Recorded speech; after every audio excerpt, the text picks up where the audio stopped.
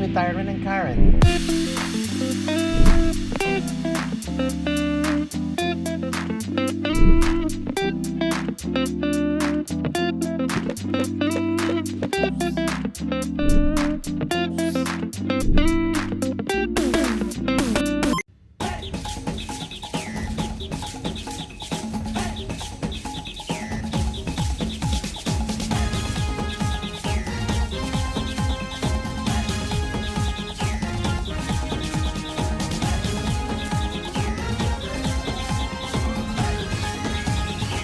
Chef Del Salonga Dagu.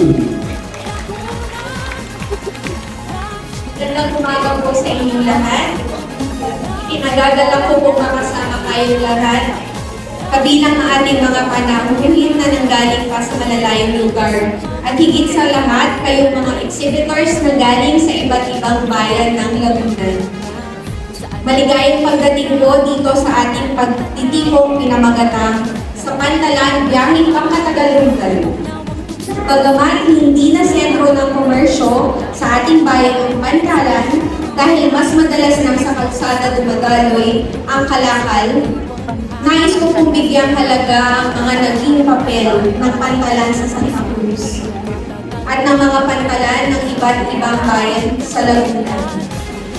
Bilang simbolo ng masagana at mahulay na kasaysayan ng kalakalan sa ating probinsya.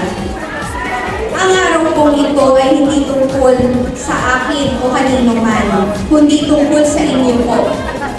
Nais po namin pagmalaki ang husay at sipag ng mga simpleng negosyante at mga alagad ng sining at kultura sa buong lalawigan ng Laguna. Maraming salamat po sa patuloy niyong paglikha ng mga produkto at obra na kumakatawan sa yaman ng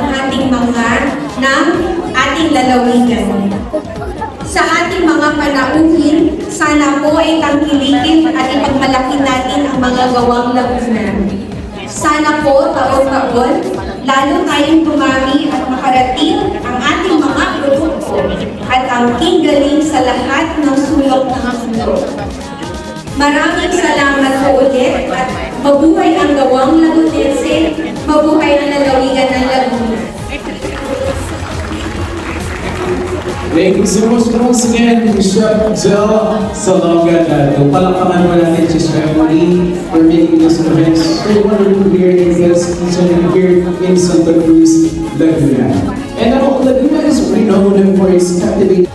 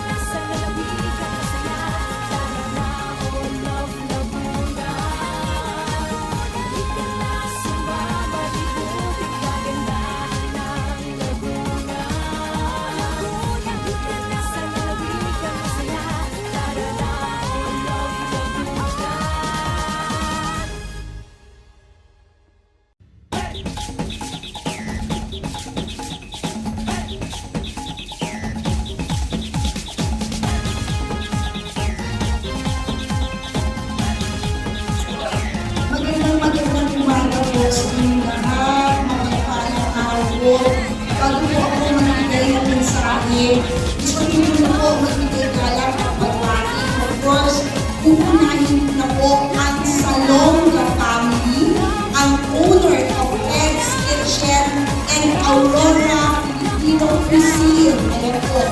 Headed by, of course, Mr. Eddie Salonga and Mrs. Angie Salonga. Magandang umaga po!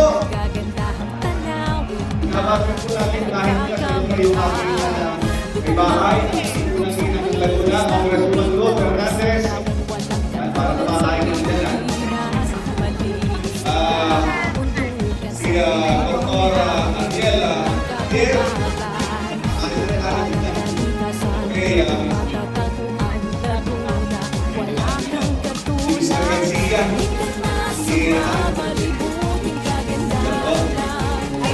course,